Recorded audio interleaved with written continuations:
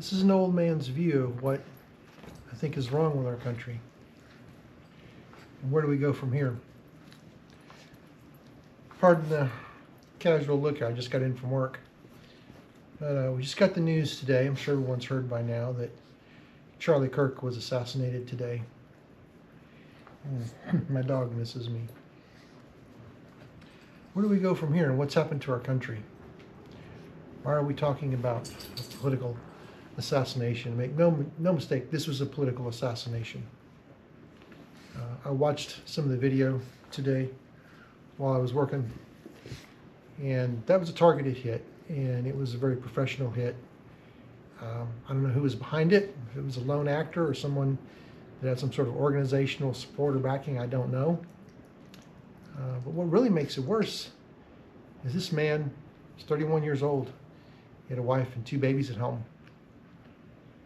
And he was assassinated for exercising his First Amendment right to political speech. That's it. Nothing more, nothing less. He was assassinated because he had built an organization, a successful organization, that was going out and delivering a mostly political message. He also spoke a lot about God and faith and his belief in Christ. But this man was assassinated for expressing his First Amendment rights. So I don't care if you're a Democrat, I don't care if you're an independent, I don't care if you're a Republican, conservative, libertarian. It does not matter, whatever political flavor you espouse. None of that matters. Political violence is evil. It's wrong. Where did our country get to the point to where we're murdering people for their political views? Third world countries do that. That's what happens in third world countries. You speak up against the government, or you speak up, against a political, agenda or policy idea, they kill you. That's not who America is. That's not what we are. Crime is crime, evil is evil. So let's talk about a few more things. Today in Dallas, which I live in the Dallas metro area, a man was beheaded, stabbed, and then beheaded, his head put in a dumpster. A couple of days ago, a Ukrainian refugee who had come here seeking asylum, had recently immigrated to America, was working a job, got on the train to ride home, and was stabbed and bled out on the train. You know what's even worse than that? If you watch the videos from the train was full of people. And this man stood up, stabbed her somewhere in the torso area here. Nobody got up. Nobody said anything. Nobody stood up. And even as he walked away with blood dripping on the train floor from the bloody knife in his hand, nobody did anything. And when you watch the video, this girl, she knows she's fatally wounded. She knows, and she just buries her head, and she literally bleeds to death in her seat. And nobody moved. Nobody got up to assist her. Nothing. And as the thug is walking through the train carrying a knife with blood dripping onto the floor, people see it and they do nothing. What has our nation come to? And if you're just going to keep it, crime is crime, evil is evil, yes. And some of these people who, may be the victim of some horrific crime, we don't hear about them all every day, and they're not prominent public figures. But what are we as citizens, what are we as individuals doing to defend and protect our community and those around us? Yes, it's your responsibility because the police can't be everywhere. I don't advocate for violence, never.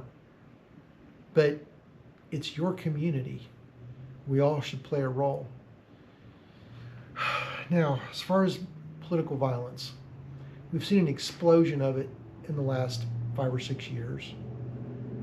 And again, it doesn't matter what you think of President Trump or the Republican Party, conservatives, none of that matters.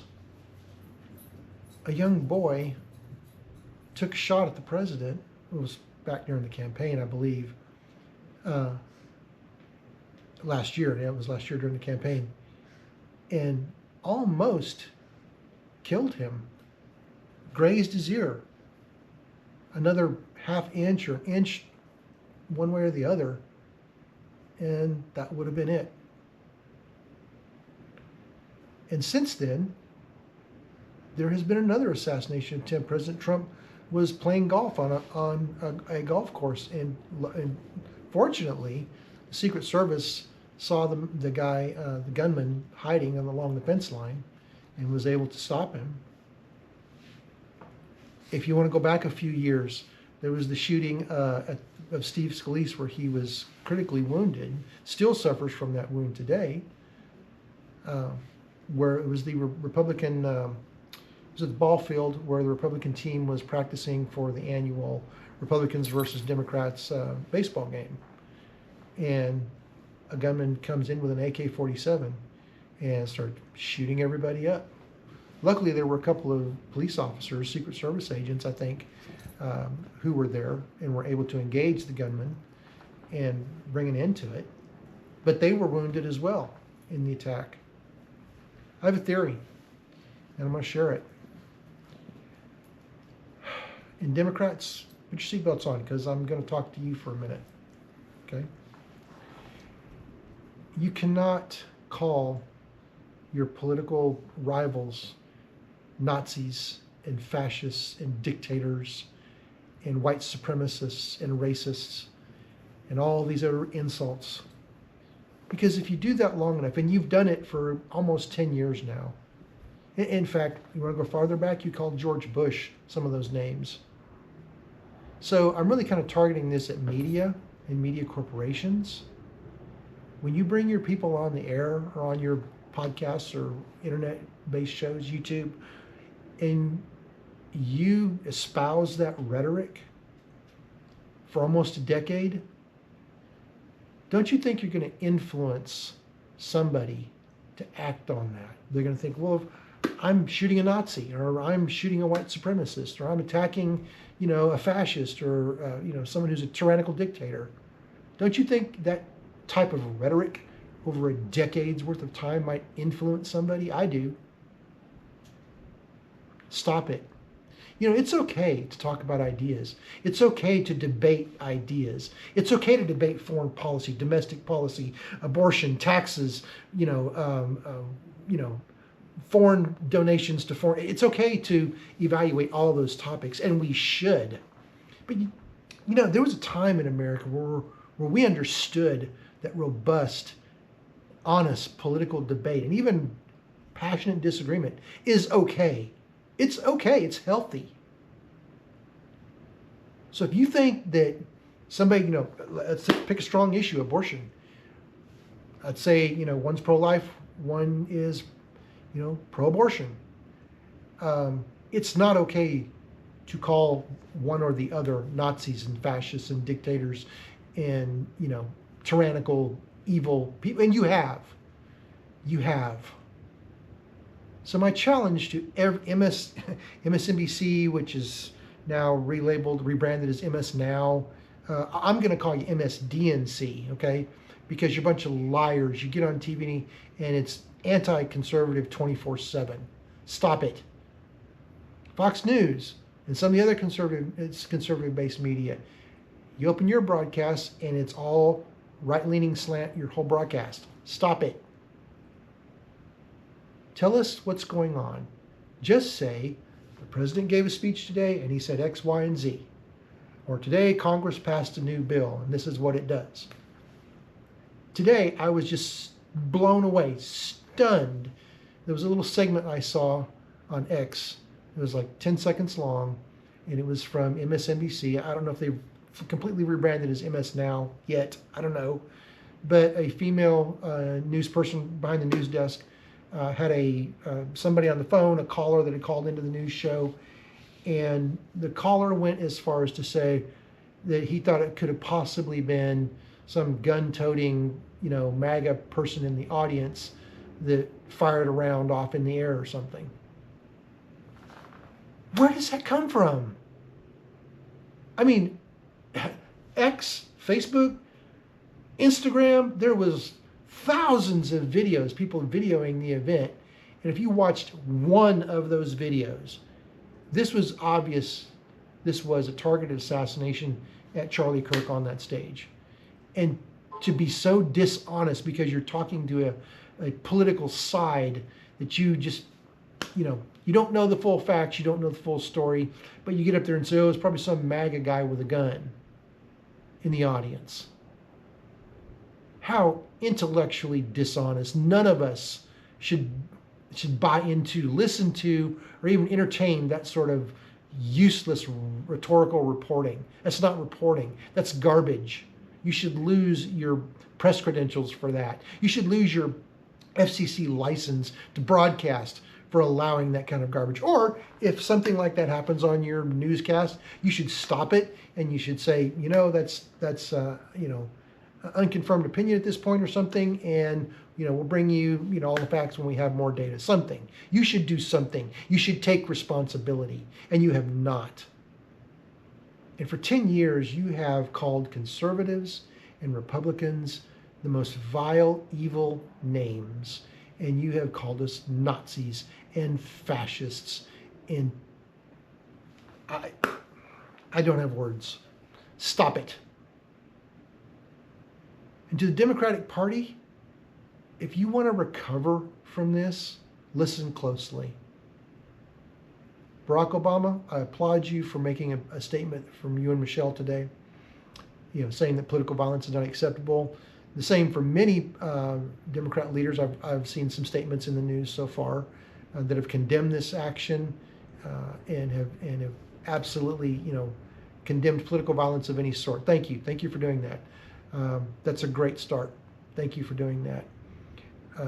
But if we really want to heal the country, and if we really want to get back to a point where Republicans can talk to Democrats and Democrats can talk to Republicans, and we can have civil, intellectual, honest debate and even disagreement, if we want to get back to that point, here's my prescription for you. Here's what you need to do. Democrats, Democrat leaders, and I'm talking about all of them, Alexandria Ocasio-Cortez, Nancy Pelosi, Barack Obama, Chuck Schumer, any of the popular governors or mayors of some of the big cities, any of the prominent Democrat members of Congress, you need to be at Charlie Kirk's funeral. And you need to be joining arms with all the conservatives and Republicans who admired Charlie Kirk. And you also need to get on all the public media, broadcast news, podcasts, the internet, everywhere, and you need to say, maybe we went too far. Maybe our rhetoric has become too volatile, and maybe we need to tone it down.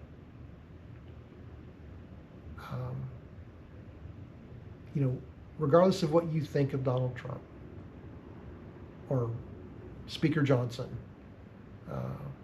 it doesn't matter, or the Senate Majority Leader. It doesn't matter what you think of them or what you think of the Republican platform agenda. It doesn't matter. You can vehemently disagree with conservative political ideology. But what has happened is your rhetoric has gotten so heated that you have walled off a section of American society, American public, that they will not listen, they will not engage anymore. George Washington warned us about this in his farewell speech to the nation as he departed office. He warned us about the formation of political parties and what he thought of them. He did not approve. He did not like them at all. And he was right. Because what happens over time, and it's just human nature, we form loyalties. And I think there's plenty of evidence to support it in our culture, in our society, that we now have Team Red and we now have Team Blue. And, confession time here, I don't even like the Republican Party. I don't. I do not call myself a Republican. I am a constitutional originalist and conservative on top of that. So if that makes me a Republican, You can make your own judgment on that. But I actually love talking to other people and debating ideas and debating policy. But we've become so polarized in our nation that we can't listen to each other. The people who are on Team Red are going to be loyal to Team Red. The people on Team Blue are going to just be diehard loyal to Team Blue. And there's no in between. There is a middle America out there, a swing voter, that might vote conservative one election and more liberal the next. There is a swing voter, but that segment of the American population is getting smaller and smaller as time goes on. And if there's anybody out there, if this assassination on Charlie Kirk was some sort of organized, supported, funded attack, I hope it wasn't. But even if it was a lone wolf, whoever did this, and people on the left, sadly, I've seen some videos on social media today where there were people who were rejoicing that Charlie Kirk had been assassinated, and they were engaging in celebration. Let me just say this to you, if that's you. If you think you've silenced Charlie Kirk or Charlie Kirk's mission or message, you are sadly mistaken. You are grossly mistaken, actually. You've just made him a martyr. And I guarantee you, in a week or a month or 6 months, there's going to be 1,000 Charlie Kirks out there. You think you might have silenced someone who had a prominent, powerful voice for conservative politics and in support of faith and family? No, you've not. There's an old saying, and it was attributed to Japanese Admiral Yamato. Nobody can really prove whether he said it or not. It's the subject of historical debate. But it's said that after the attack on Pearl Harbor, he told the Japanese High Command, I fear you have awakened the sleeping giant and filled him with a terrible resolve. That's what you've done. So if you think you've intimidated conservatives or you've silenced a conservative faith and family message, no, you've not. You've only enraged us and emboldened us. And tomorrow, 6 months from now, a year from now, there's going to be more voices speaking our message than you ever dreamed of. And the only way to salvage your political movement, your political party, your political beliefs is to unify. And I'm talking to political leaders right now, and I'm talking to news media leaders right now.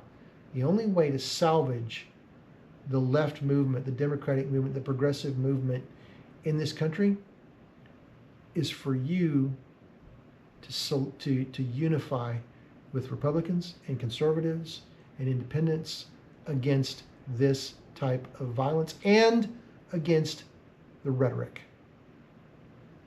Because when you call people Nazis and dictators and fascists and white supremacists and racists, and you do that for 10 years, you're feeding into a very small segment of our society that might actually act out on that.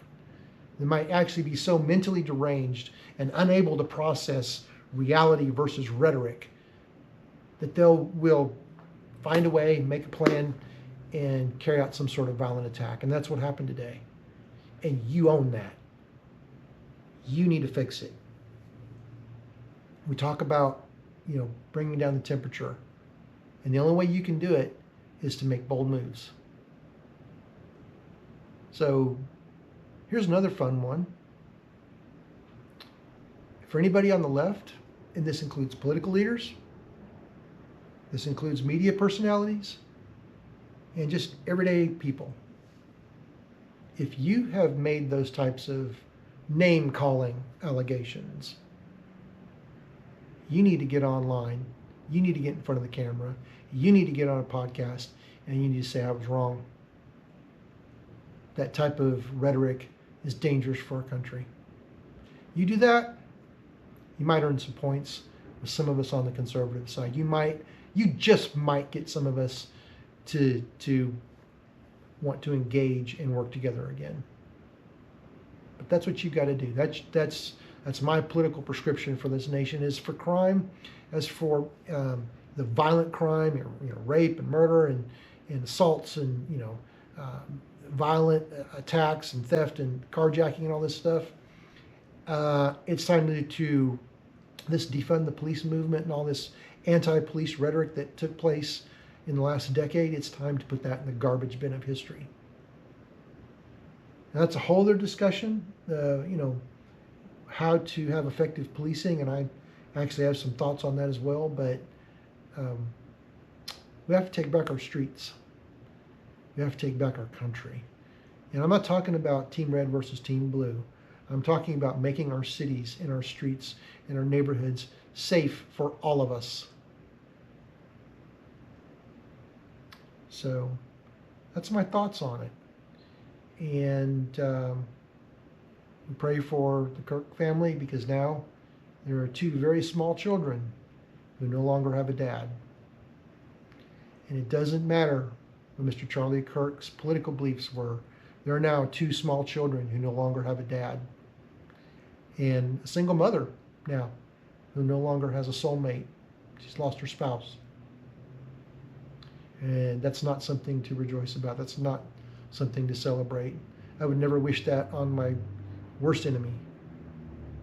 So thank you for listening. I apologize for the length of this, but that's an old man's prescription for America.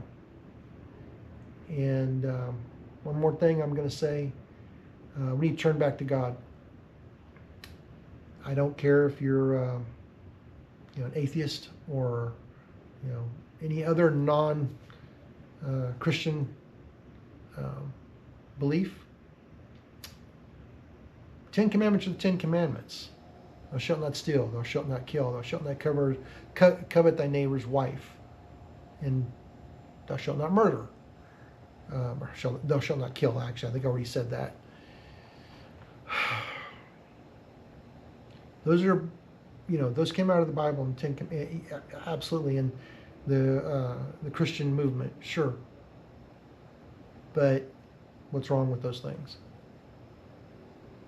What's wrong with telling our kids not to steal, not to kill? Anyway, I have more thoughts, because I think there's other aspects of society that we need to reevaluate. But for now, thank you for your time. Thank you for listening. And I'll see you on the next one.